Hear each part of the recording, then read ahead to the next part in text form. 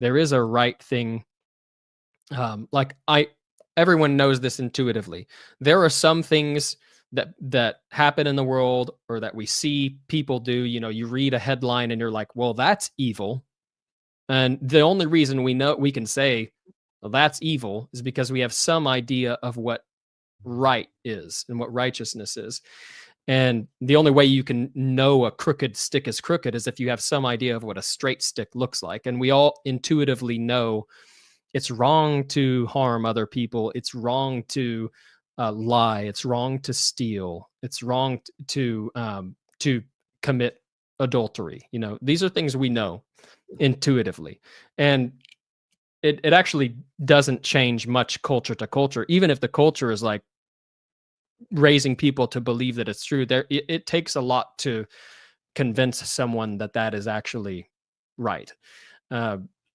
So as I was using these substances and really getting immersed in everything from DMT and L and MDMA and yeah, all of the stuff.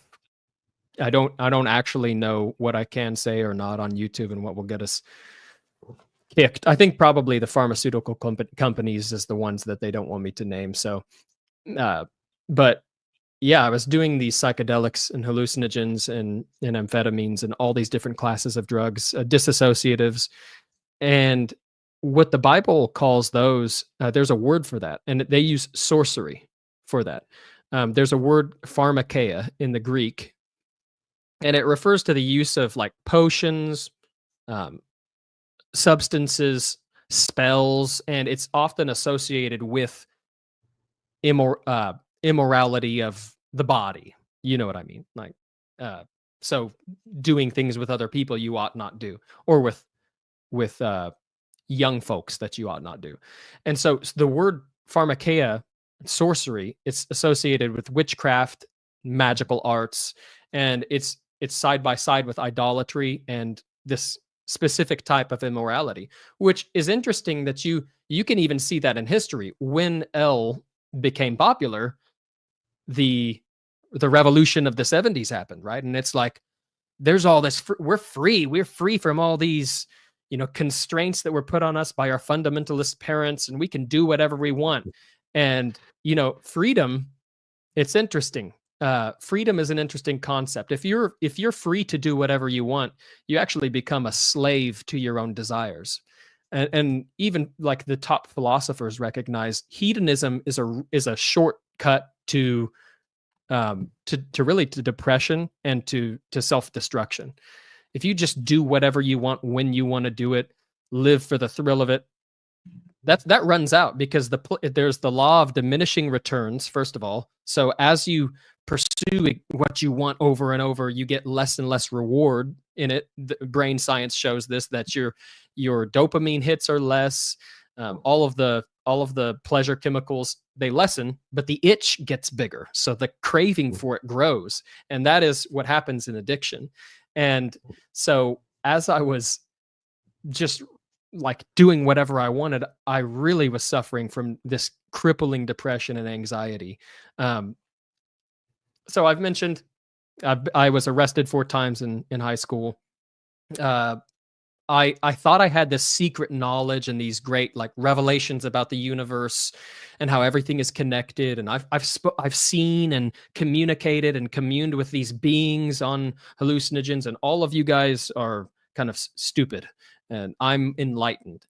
And all of these religions, really, they're the same. They go the same direction. It doesn't matter what you do; you'll end up, you know, as to be absorbed by the universe's, you know, light, energy, or power, or whatever. And I loved myself. I was very prideful, and at the same time, super depressed, disgusted with myself over the things I was doing in private. It's a paradox, but it was true. Like I really loved my sin. I thought I was the best ever, and then in private, I was like, I'm the worst person that ever lived. What was your lowest moment as a teenager? Oh, well, I went to juvie one time over, like, a holiday weekend, and that was no fun, and juvie for you, I don't know if they have What that word. what were you busted for on that occasion? Man, I can't even remember. I think I was, like, uh, it was definitely having a substance on school property. And Um, going into juvie, was that intimidating?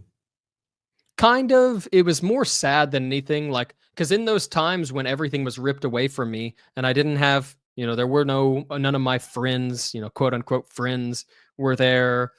I didn't have any money. I didn't have any substances to get me through. Those were the times whenever I would feel this approach of a different entity, a different kind.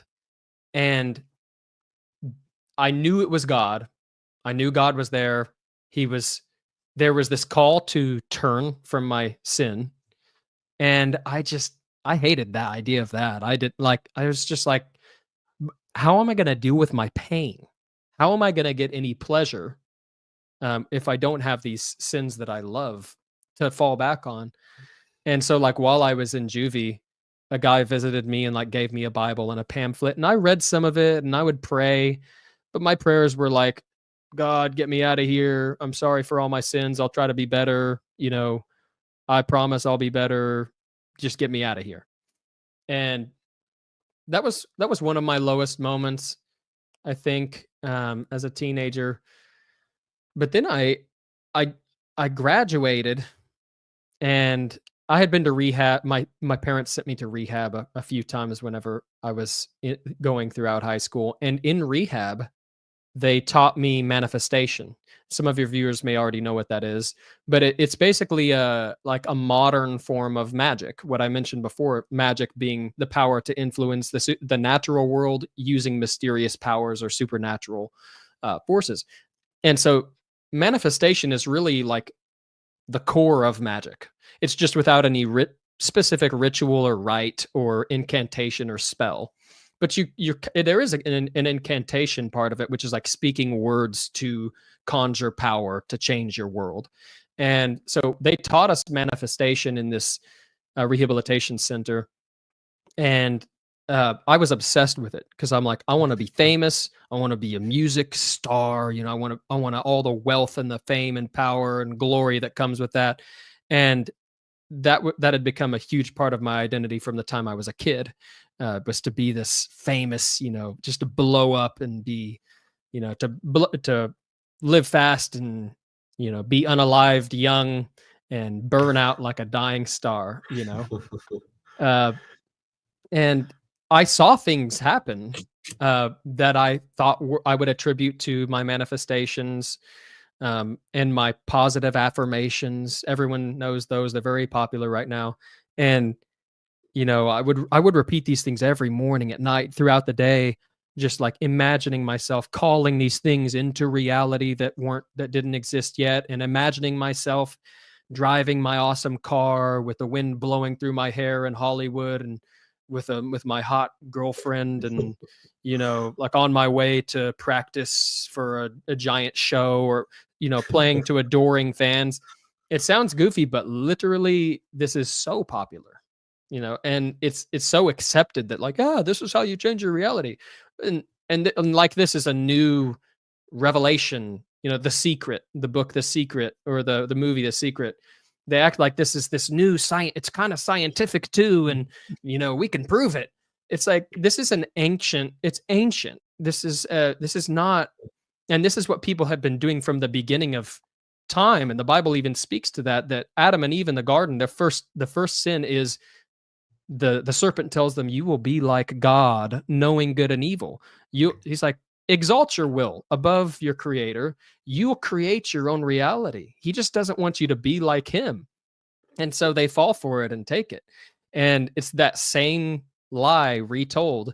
The power to influence the natural world using these mysterious forces like manifestation or positive affirmations, or secret knowledge. And it's just repackaged for people. And maybe somebody doesn't like to hear that, but I recognize that as like a 16-year-old, that this was the oh, let me say something. So the reason the Bible prohibits this, like in Deuteronomy or in Leviticus, says, "Do not turn to mediums or necromancers. Do not seek them out, and so make yourselves unclean by them." The reason it prohibits communing with invisible entities, spiritual forces, talking to the dead, worshiping idols, or what we would, as from a Christian world, call demons. The reason it prohibits that is not because there's no power there. It's not like God's like, "Hey, don't do this thing because I don't like it when you do this thing. There's nothing to it, but don't do it." That's not what God says. Instead, he says, there is power there, and it is evil, and I prohibit it because I want you to flourish. I want you to. He desires our highest joy, which is found in him, and that was something I was not privy to as a kid. So I thought I'd discovered this way to control my life, and I didn't realize that the Bible speaks really clear to it. Like in Deuteronomy, it's almost the clearest. He says, "There shall not be found among you anyone who unalives his son or daughter," which was a famous thing to do for an offering, still is today. That's another discussion, though. Anyone who practices divination or tells fortunes or interprets omens, or a sorcerer, which was me, a sorcerer, so a user of substances, or a charmer, or a medium, or a necromancer, or one who inquires of the dead. For whoever does these things is an abomination to the Lord. And because of these abominations, that he says, like, because of these things, this is why I drove the other nations out. Not because there's no power there, but because they are in slavery to these invisible evil forces, and they've rejected me, their creator. And so I guess to get back on track to what I was to where I was in the beginning, I thought I was super wise. I discovered all this stuff in rehab, and like Romans 1 says, claiming to be wise, they became fools and exchanged the glory of God for images of created things. Like I was making myself God, putting myself in his place. And in Romans 1, it talks about how God eventually just gives you over to the desires of your heart. And that's your punishment. The punishment for sin is often more sin. The punishment for rebelling against God is sometimes he just gives you free reign. And that's what happened to me. All right, so you covered your teenage years excellently. What about when you turned 20? Where were you at that point in your life? Wow. Yeah. When I turned 20, that was whenever I started using H, the old horse. Oh my goodness. So I was really after the maximum amount of pleasure with the least amount of effort. So that's why I started being the plug for people. And I really got a big sense of meaning and purpose from that. I was in this band. We had mild success. We were kind of, we were what we thought was a big deal locally. We opened up for like Afro Man and Harmar the Superstar, and like we thought we were a big deal. And so that was a big sense of identity as well. But I was everybody's plug. Like everybody knew, if you want like the pristine, what do they call them? Designer substances, get this guy's number. And I got a lot of comfort from that. So I started using H. Man, I had a jumbo sized tackle box, and you know how they have the compartments. I had a. So and if no one knows what I mean by H, it is like the brown, injecting the brown. Injecting the brown. That's right. Yeah. I was doing the brown, and I was doing the brown and the go fast at the same time. I like what they called a speedball. Was, I wanted the whole thing. Boy, they also call it, rather than girl, which would be the white. And so, I was like, at this point, I had a plug through the dark web.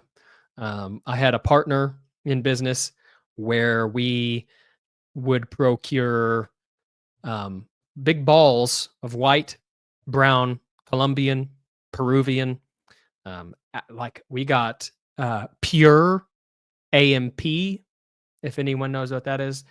Like, you think of the 50s housewife with the vacuum cleaner, and they're like, it'll put you in a good mood and help you lose weight. Well, we got the active ingredient for that in its purest form. So we had that. I was dropping my own L on sheets. Would buy the blotter paper and drip it out with rubber gloves on. I remember one time I spilled some on the counter, and I was just like, I'll mop it up with the sheet, and everybody just kind of gets what they get. Somebody got like a quadruple hit, and somebody probably got a regular hit.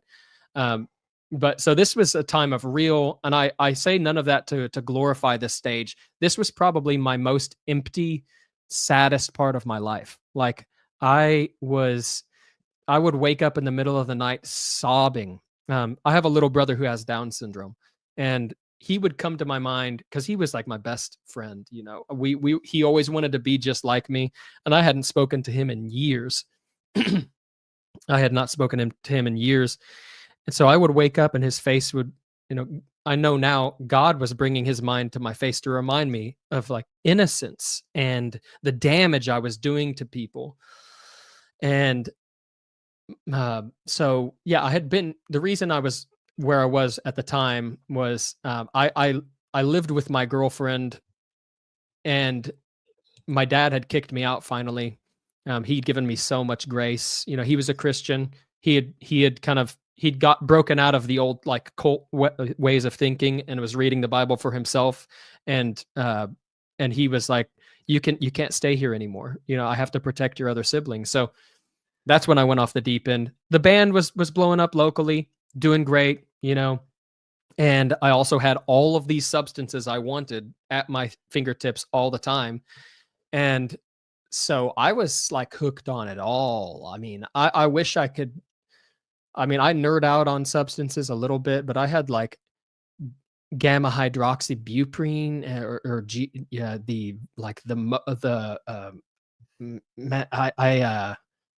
I shouldn't nerd out as much as I do over these things, but the phase I was in at this time was utter darkness. Like, people didn't. The thing about when you have any level of fame or notoriety for something, especially something that people need or want, like a substance, is that then you don't know who your friends are, and it feels like everybody wants something from you rather than wants to be with you. And so and to the person who asked how I was making the money to get these things from the dark web, I was making it. It was started off with a front for my business partner, and he bought all the stuff. He was like, he was like my rally. I was his little pusher, and he's like, do this. So we would get thousands of, the anxiety drug that starts with an X. We would get thousands of those at a time and sell them as packs, and then that we would re-up, and that's how we got money. So, but I attributed all this to like, I manifested this. This is what I wanted. I wanted to be a musician. I wanted to have the maximum amount of substances and control my reality at all times. And this paired with the occultic behaviors, I became like a bona fide occultist and was worshiping what I knew to be devils, or demons, or these unclean spirits for the sake of power. I thought it was a shortcut to fame, a shortcut to success in music. And all of my, idols in music, they were all kind of like, it was like the unspoken thing. Like, if you want to be the best, you gotta give all of yourself. You gotta sell it, man. So I was doing blood magic. I would, man, it's hard to talk about these things, but at this point in my life, when I was in my 20s, 20 through 22, or 21, I had night terrors constantly, sleep paralysis, because I was inviting demons to live in my body and give me powers not my own, so that I could be, boosted to success. And I was practicing manifestation, practicing ritual magic, practicing S magic, and so using other people and their and our relations